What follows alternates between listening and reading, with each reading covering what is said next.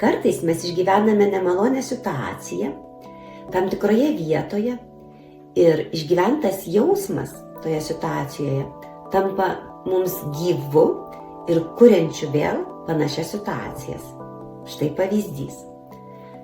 Žmogus nusipirko naują mašiną ir sukdamas iš pagrindinio kelio į šalutinį kliudo šaligatvio bortelį ir praduria padangą. Po pusės metų toje pačioje vietoje, sukdamas iš šalutinio kelio į pagrindinį, jis apsižvalgo, yra dėmesingas, tačiau kažkokiu tai būdu nepastebi atvažiuojančio automobilio ir įvyksta susidūrimas. Tas pats, ta pati vieta, nemaloni situacija ir tas pats jausmas.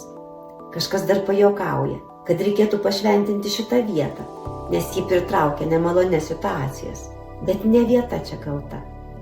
Tai yra nesaugumo jausmas, kuris susiformavo toje situacijoje ir susieta su ta vieta.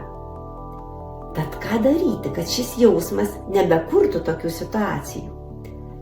Reikia keisti suvokimą, kad ši vieta yra saugi ir jausmą joje, kuris nebekurtų mums nemalonių situacijų.